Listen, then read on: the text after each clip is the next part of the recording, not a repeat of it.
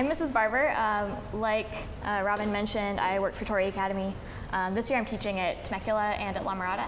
So yeah, that's a little bit about me. I graduated from Biola in 2009 with a BA in psychology. So this is really a treat for me to be here to talk to you all about this particular topic because this is one of my favorite things to talk about. It relates directly to what I studied in college. So that's really exciting for me.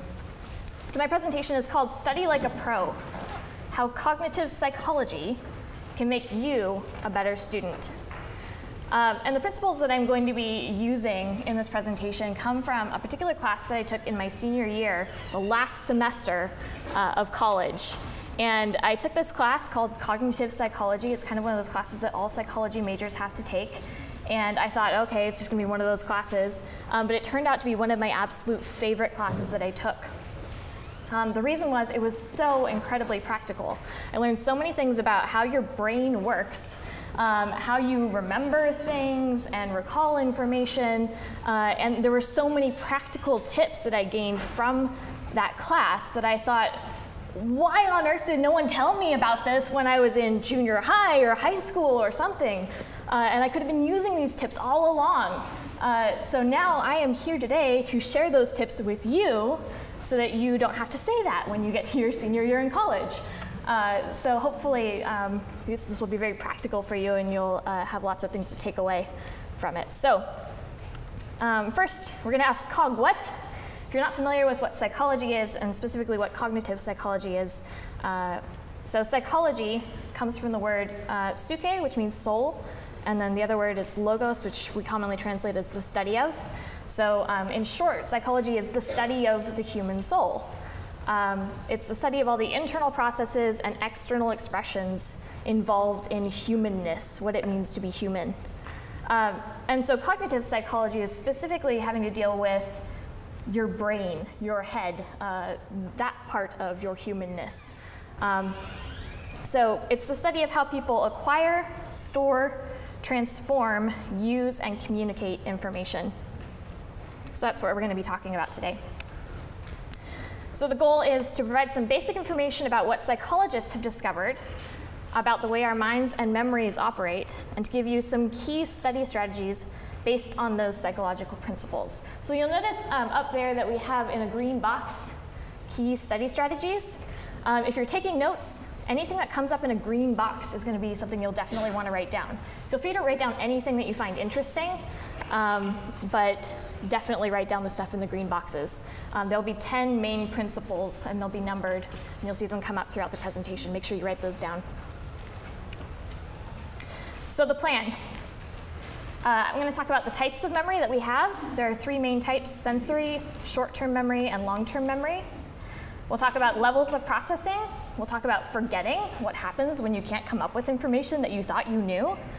And we'll talk about some specific memorization strategies. So first off, just to clarify, there are 2 sort of main broad categories of memory. The first one is called implicit memory, and this has to do with stuff you know how to do, but you don't need to think about in order to do it. We have a couple of examples of this, like breathing.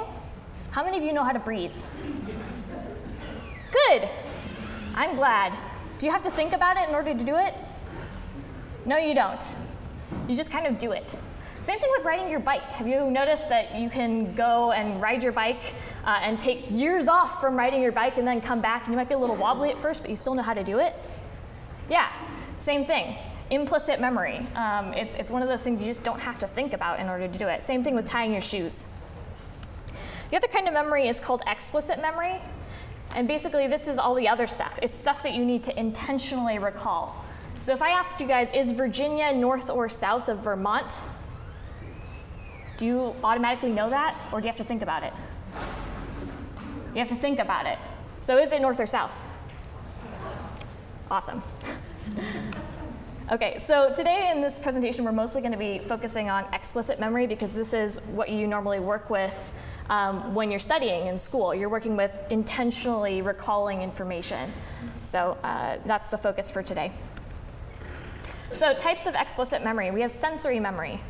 Now, sensory memory is the sort of shortest span of memory that we have. It lasts for only 250 milliseconds. That's a quarter of a second. And just to help you guys figure out exactly how long that is, that's it. Did you see it? Did you miss it? Let's do that again. That's it. Sensory memory. Second kind is short-term memory. And short-term memory lasts 20 to 30 seconds, which is basically about long enough for you to hear someone say a phone number and then dial it on your phone. We use our short-term memory pretty frequently, actually. So you would dial it on your phone, but then not remember it afterwards, right? You wouldn't be able to recall it. Long-term memory is basically anything longer than that, anything longer than 30 seconds. That's that category for memory. So first we're going to talk about sensory memory. It's the first step in the memory process. And there are two main kinds. The first one is iconic memory, and that has to do with stuff that you see. So iconic, think about icons like on your computer. It's a little picture. So it deals with stuff you see. And then there's echoic memory, which is stuff you hear. How many of you have ever had the experience where someone says something and you don't quite hear it the first time and you say, what? But then by the time they actually start repeating it, you sort of know what they said in your head? I'm seeing people nodding. Yeah, that's echoic memory at work. Your brain is sort of filling in the gaps. Even though you didn't necessarily pay attention to it at first when they said it, it's helping you to sort of remember it. So the duration, like I said, is 250 milliseconds. And the capacity, we're going to talk about after we do an experiment. This is an interactive lecture, so we'll get to figure it out ourselves. So I'm going to show you up on the screen, there's going to be a blue box. And there are going to be 9 letters inside the box once I hit the key, and they'll come up.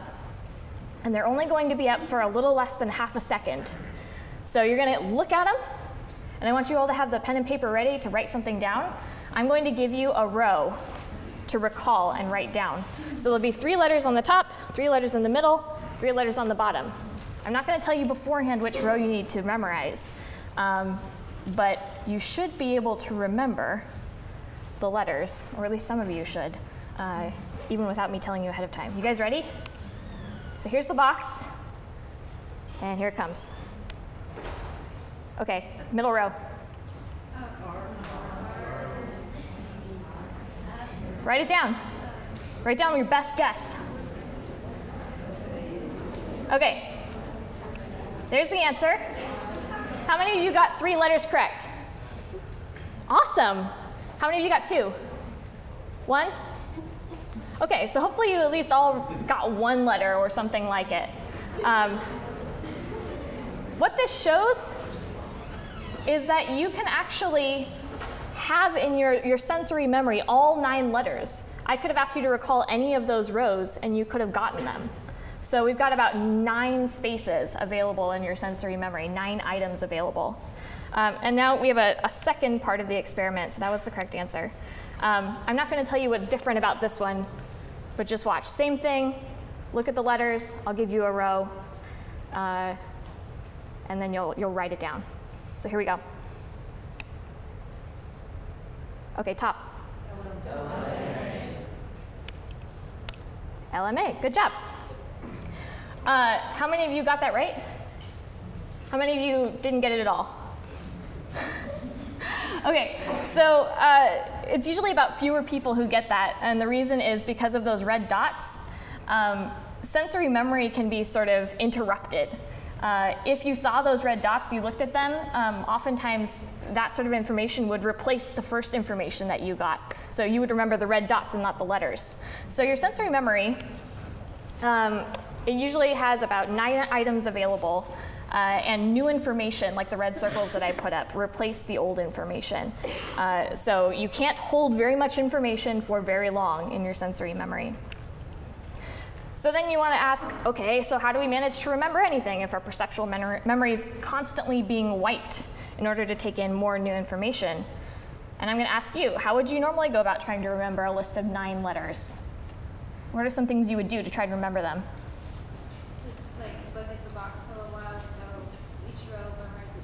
Yeah, you need more time, right?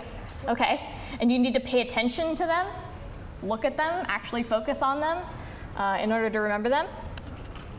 Okay, so we have some green boxes here. The first one is sensory memory. It's the first step in the process, like I said. Sensory memory can do two things once information is there. It can drop out, you can lose it, or it can be transferred somewhere else. So when we lose information from our sensory memory, it's called decay. And that's when information fades away and it's no longer stored. You no longer have access to it at all. But if we pay attention to information that we're processing, it can be moved into our short-term memories.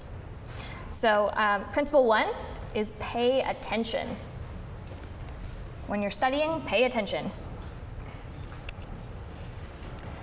So short-term memory, it's the second step in the memory process. And if you pay attention to something you sense, you can hold on to it longer. And like I said, it lasts 20 to 30 seconds. And we're going to talk about the capacity, again, by doing an experiment, because I think they're fun. So in this box, I'm going to put up a whole bunch of words. And your job is to look at the words, just look at them, read them all. And then at the end, I'm going to have you write down as many as you possibly can remember. OK? Here we go.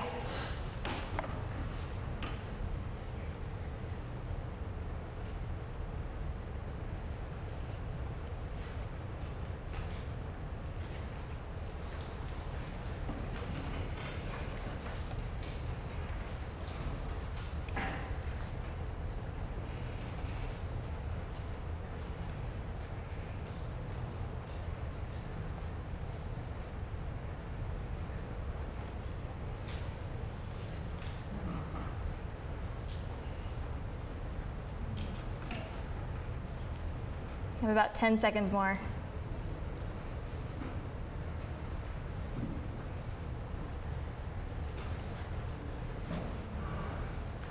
OK, I'm going to put the answers up. And I want you to check your responses against the correct answers. And then I'm going to ask you how many you got right, so tell the truth. So there are the answers.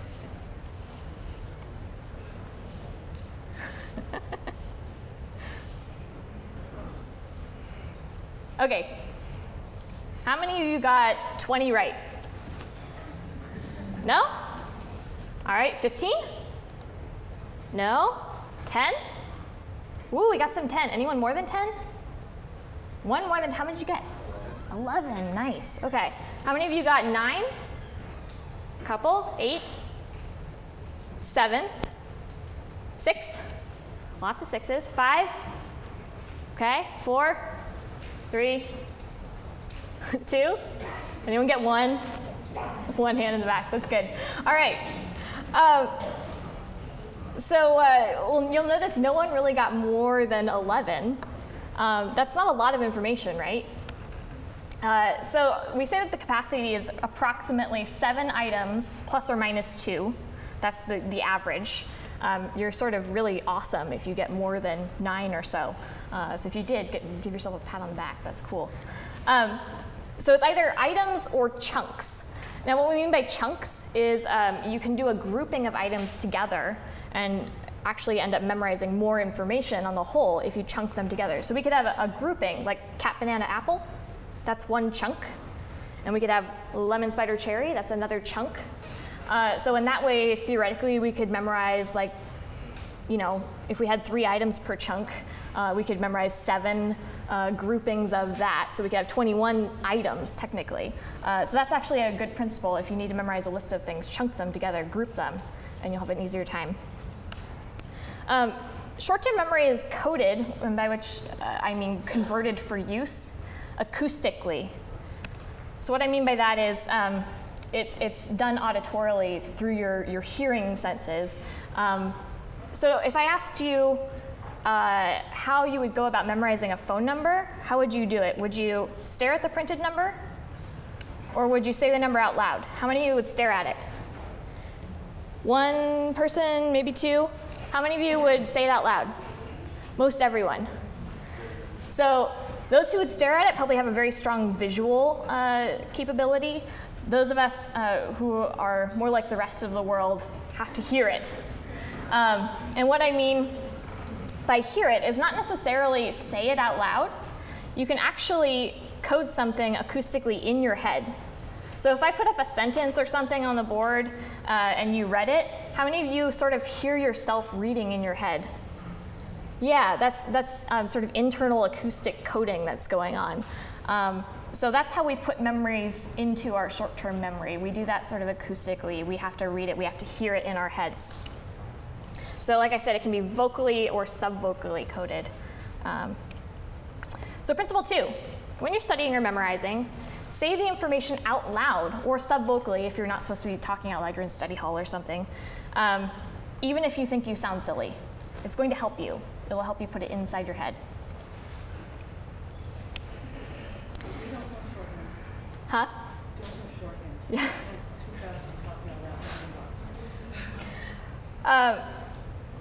So next we have Baddeley's multi-component model for short-term memory, which sounds really fancy. But this guy named Baddeley was doing some work in 1990, which isn't that long ago. And he basically came up with this idea that there are 3 components to short-term memory. We have what's called a phonological loop, which handles sort of audio information. We have a visuospatial sketchpad that handles visual information, stuff you see. And we have a central executive sort of system that handles operations and direction of resources. So if you're presented with something and you're hearing stuff and seeing stuff, your central executive is telling you how much attention to pay to which sorts of stimuli. And we have those 3 things, and they sort of work together to help you with short-term memory.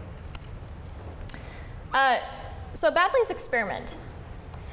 He had some subjects, and he made them memorize a sentence. So he had the subject read through the sentence subvocally in their head. So the example sentence I have is at the bottom there. Each boy in the class had blue hair. That's a sample sentence.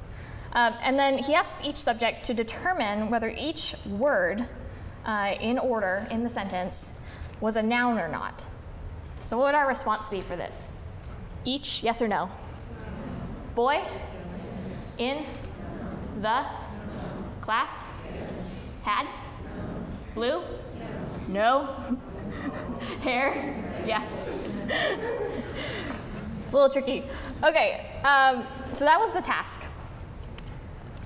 You notice that it took us a little bit to get through that. We had to think a little hard. So he asked some subjects to respond vocally, like we just did, or the other group of subjects had to point to yes or no. Which group do you think was faster? When they were pointing? Yeah? Out loud? The answer is the people who were pointing. They accomplished it much more quickly than the people who had to say the answers out loud. And his conclusion was that you can actually overload your auditory and visual capacities. So if you're working at an auditory task, like listening to a lecture or reading a book or solving word problems, anything that's taking sort of word space in your head, it's better to avoid other auditory stimuli or tasks. So if you're trying to listen to someone, you probably shouldn't be talking at the same time, right? We sort of know that. It's hard to process information well if you're doing that.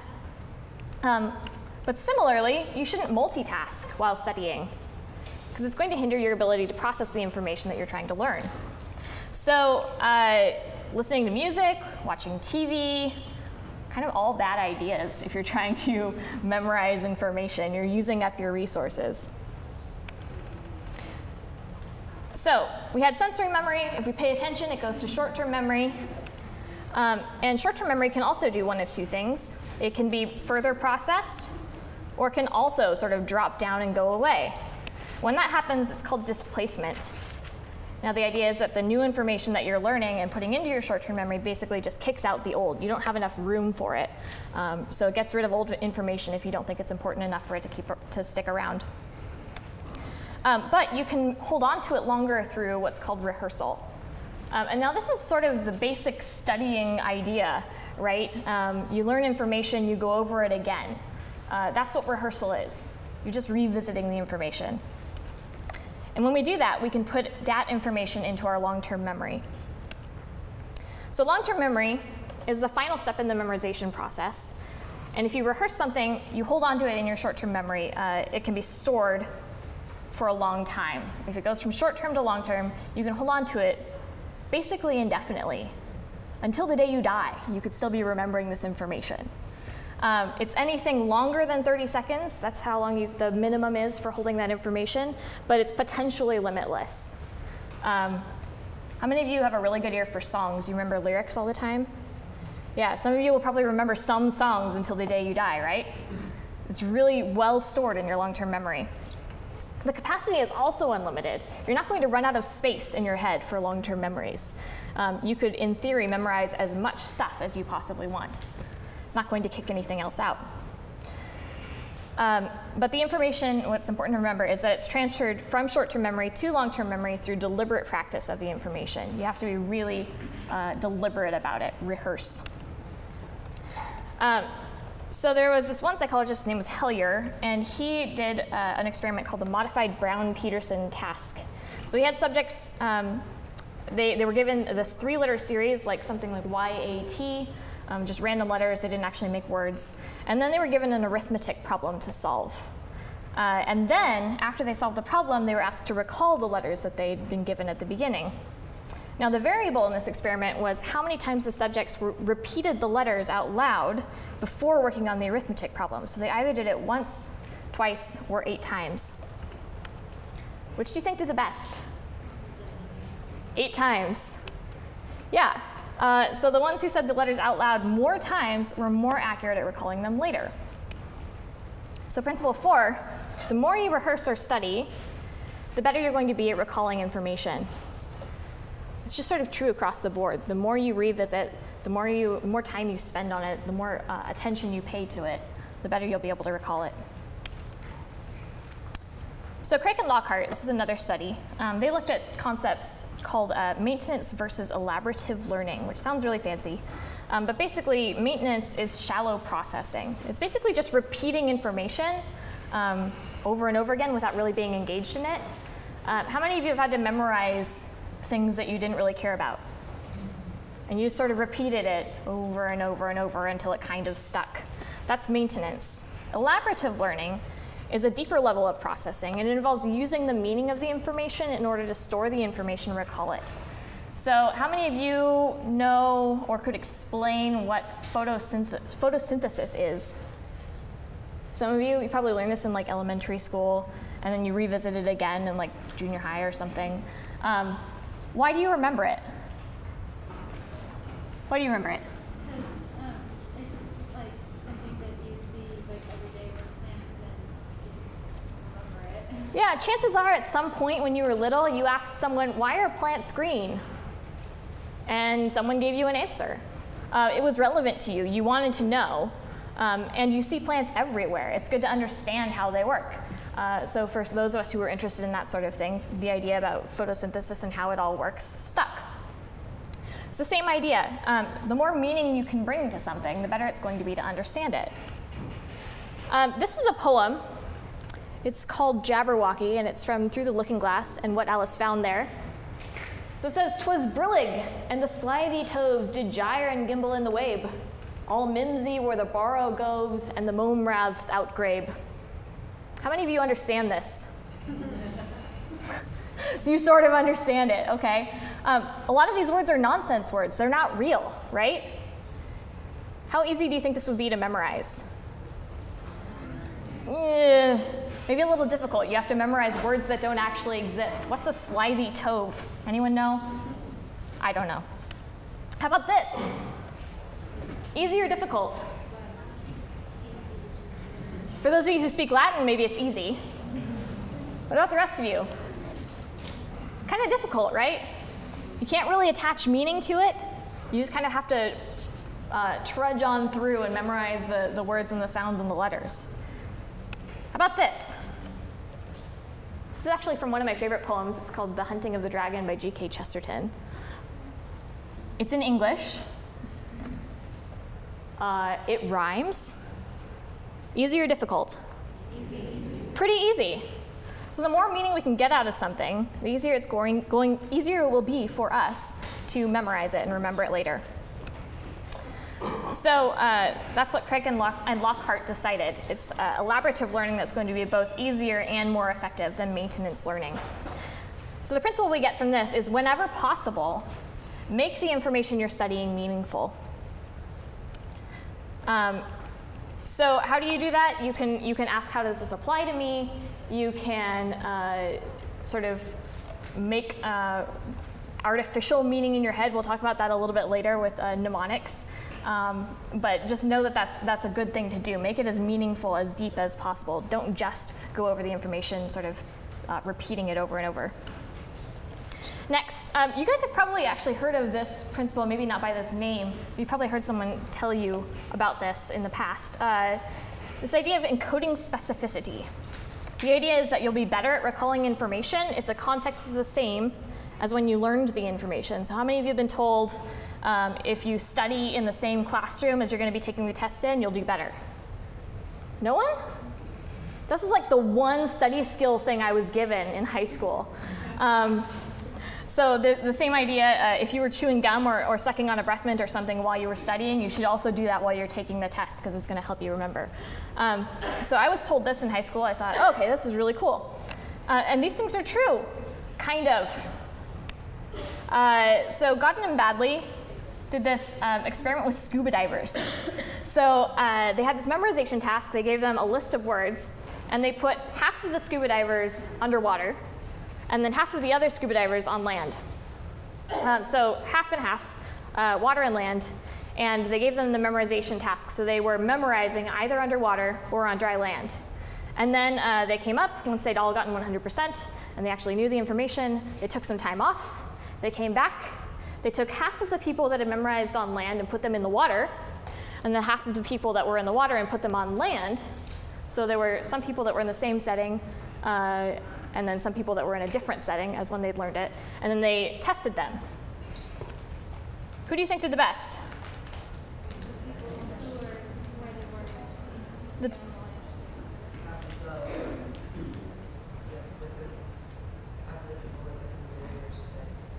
Sorry, I can't hear. Having the people with Same setting or different setting? Same setting. Good. Yeah, so the answer was those who did not change their setting did better. And the conclusion that they drew from that was that keeping the context the same between learning and recall can help you remember the information better. So maybe you're sitting in your classroom and you're studying, and you look up and there's a weird spot on the wall, and as you're studying, you're kind of looking at that spot and you're thinking, that's kind of weird. And then you go and take the test, and you get to a particular question that had to do with the information that you were thinking about when you were looking at that spot on the wall. If you look up at the spot, it might actually help you remember the information. Encoding specificity. However, this is only true for recall tasks. What I mean by that is short answer or essay questions, stuff where you are responsible for generating the information yourself.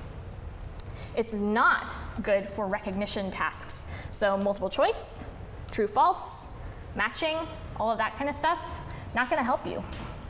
It's only when you are responsible for generating the information that it might be helpful.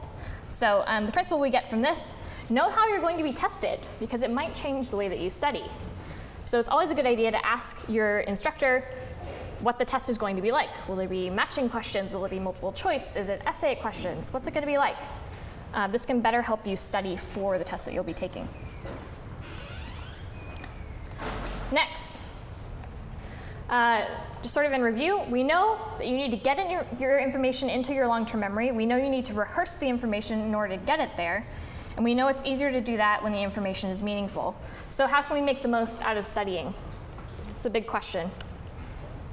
And in order to make the most out of the time you spend studying, it's good to know why studying is important. And that has to do with the idea of forgetting. So long-term memory, once we get the information there, it can either stay there unto eternity, or it can also be lost, but in a different kind of way. We call this loss interference, which is basically the inability to retrieve stored information. So it's hindered by other stored information.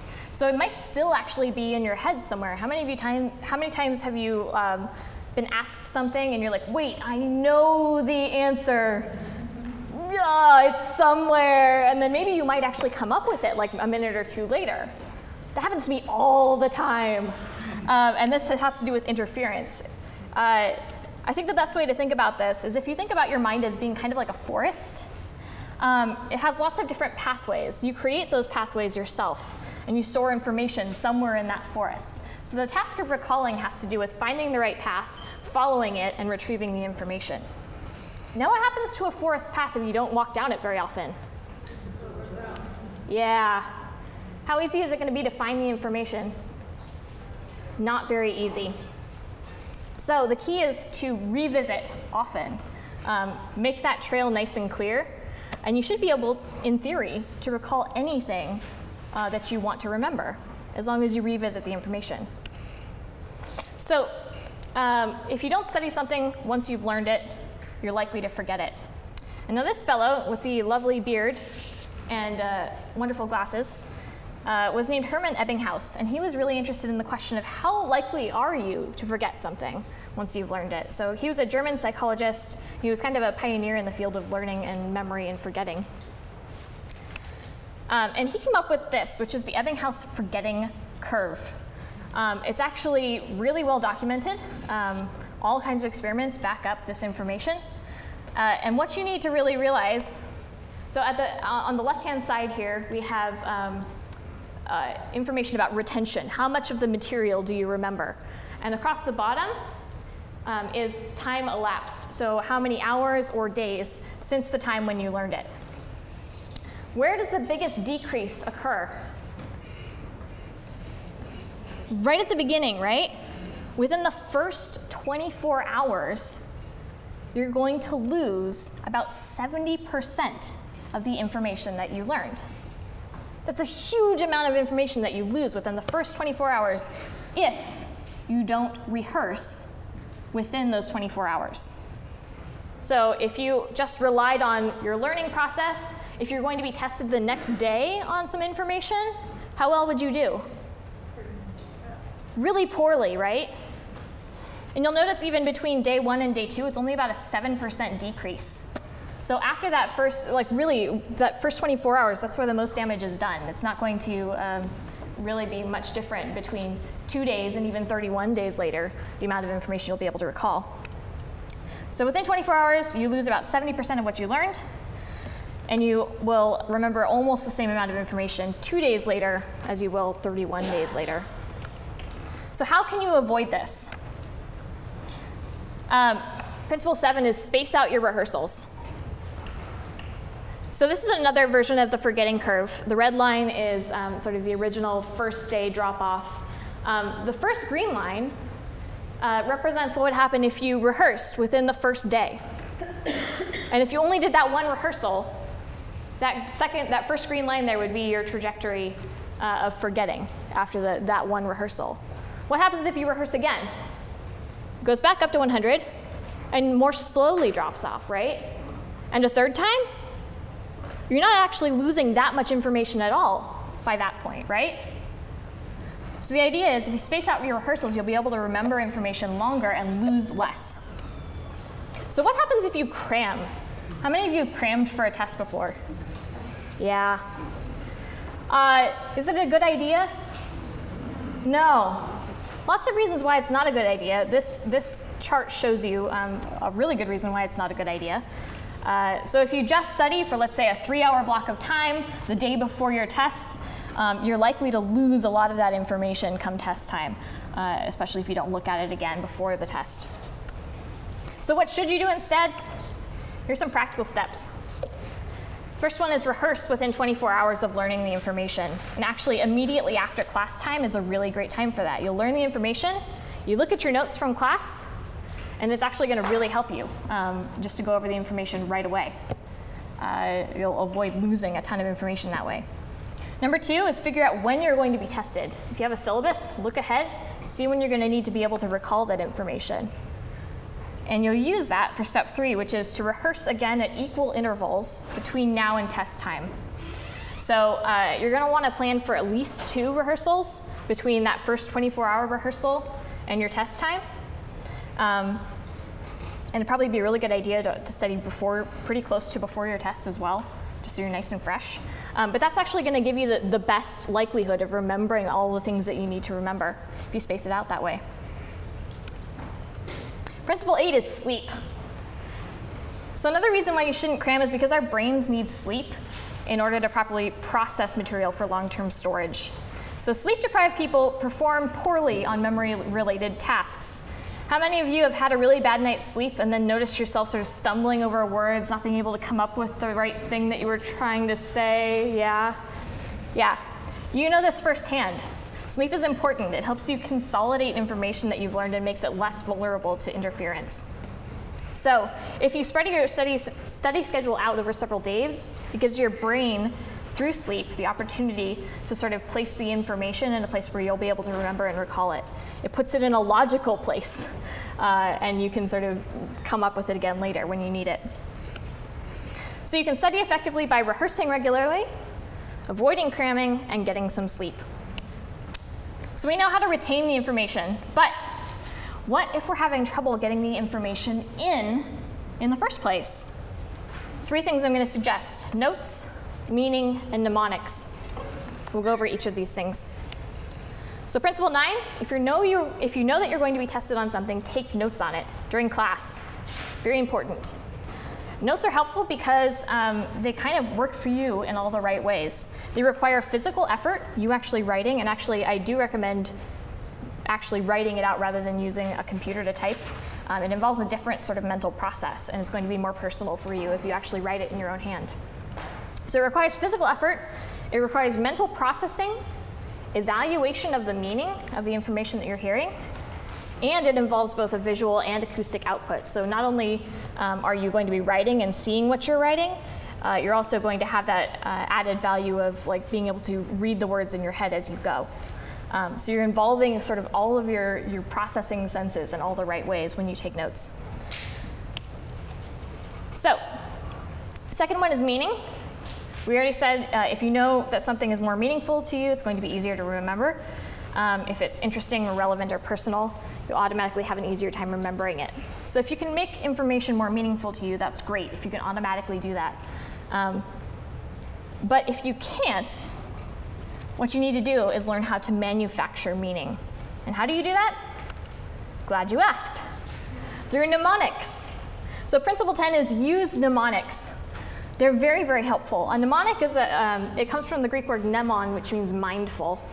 And it's a device, such as a pattern of letters or ideas or associations that assists in helping you remember something. So how many of you have seen or heard about the idea of tying a string to your finger to help you remember something? Some of you? Yeah, so if you tied a string to your finger, it might help you remember that later you need to walk the dog. It's sort of that idea. It's tying one thing that might be even just a little bit arbitrary, not necessarily connected to the other thing at all. But when you tie the 2 things together, you're going to have an easier time remembering. So for instance, I took Latin in high school, and I was constantly having to memorize all of these vocab words. And it was sometimes really difficult because they didn't make a lot of sense all the time. Sometimes they did. Like the Latin word for gladiator is gladiator. That one's pretty easy. This one was not. Janua is the Latin word that means door.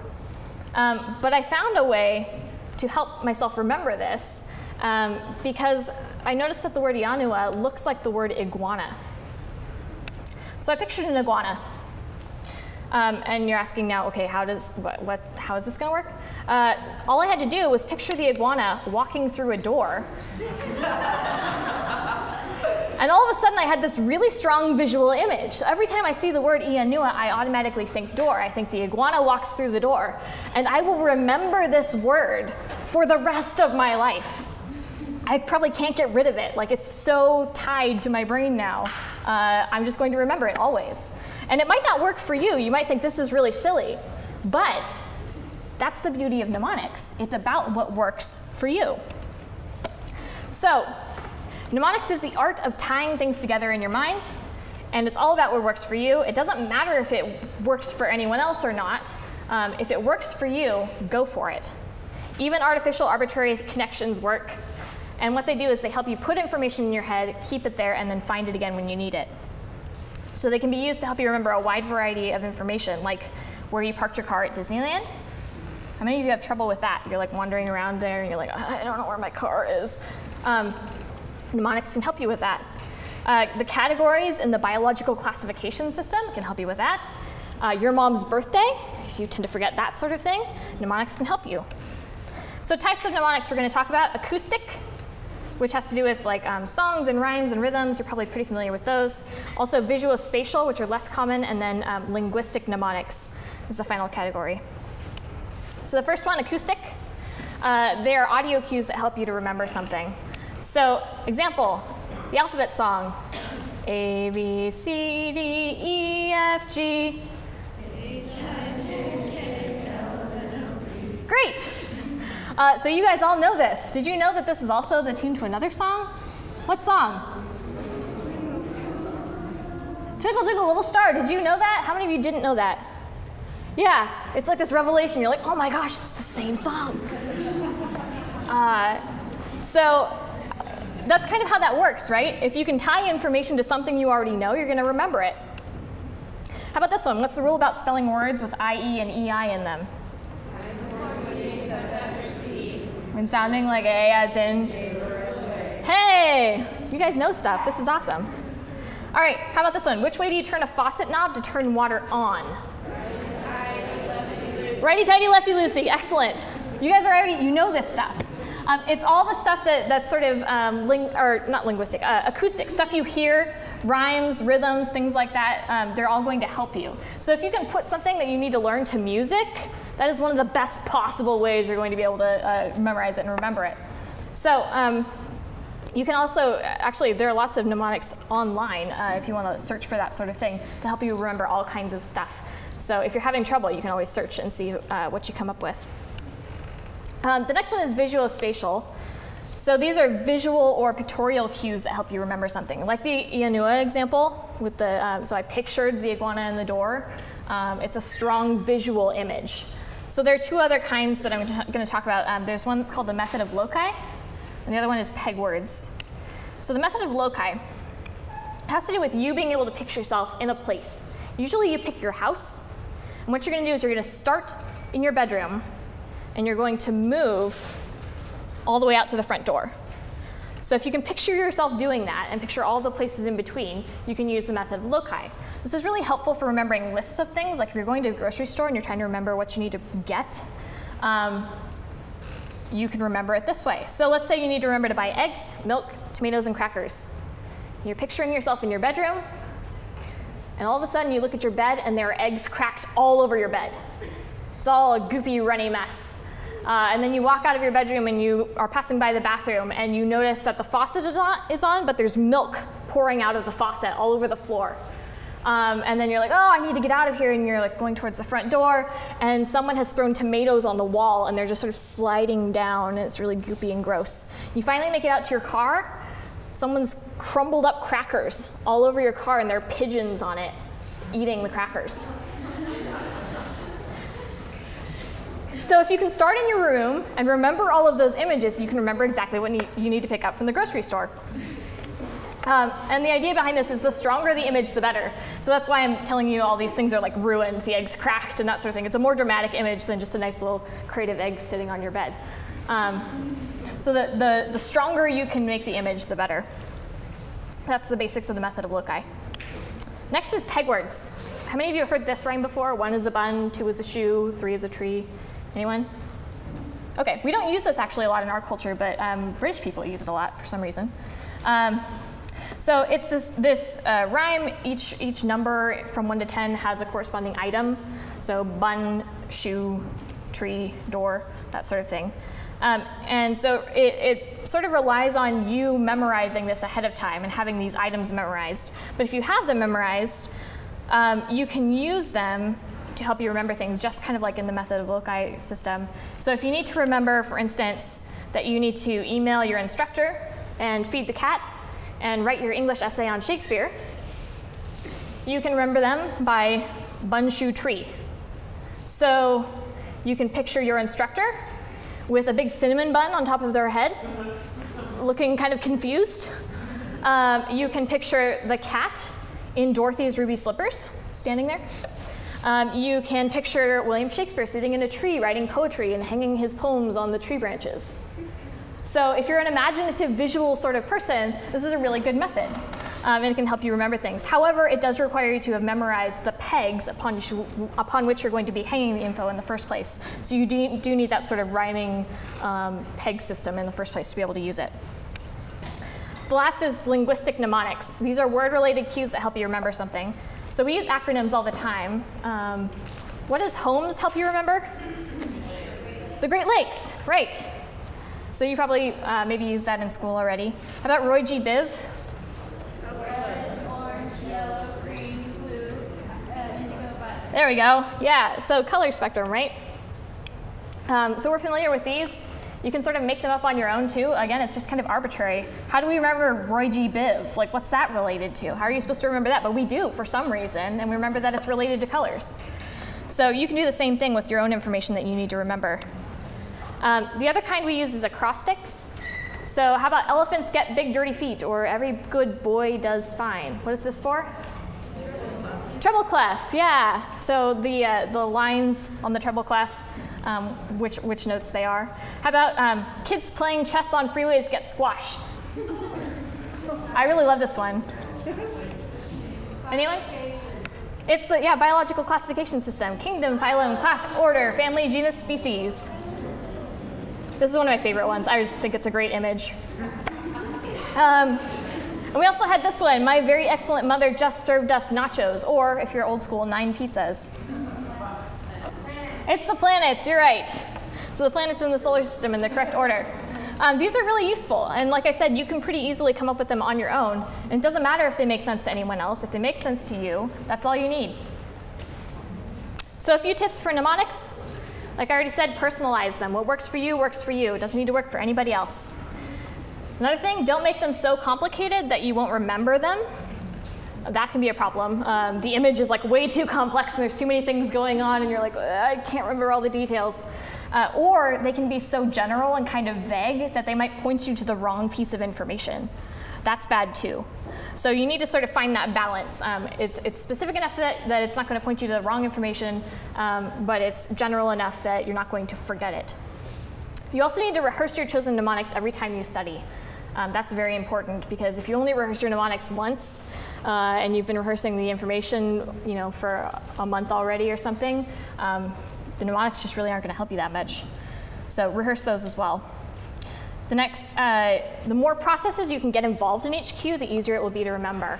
So if you can involve picturing things visually and sounds as well, the more complete your experience of it's going to be. It's going to be more helpful for you. So try and think about the ways you can get sounds involved and pictures and things like that in the mnemonics that you're using.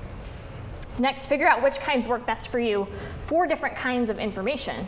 So you might use one method for one kind of information and another method for another, and that's totally fine. Some work best for some kinds and some work best for others. So you need to figure out which ones work best for you.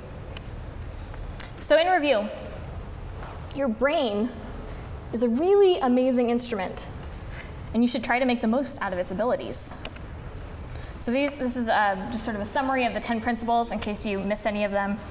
You can write them down, but you should already have this. Pay attention, learn out loud, don't multitask, rehearse, make it meaningful, know your test, space out your rehearsals, get some sleep, take notes, and use mnemonics.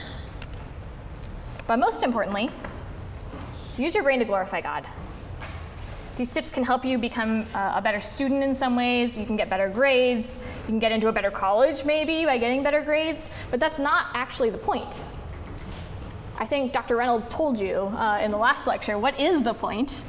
And the point is for you to use your brain as God intended you to, making the most of its resources in order to learn about and take delight in Christ and his creation. So if you forget everything else from this presentation, I hope that that's something that you remember. And that's it. Biola University offers a variety of biblically centered degree programs, ranging from business to ministry to the arts and sciences.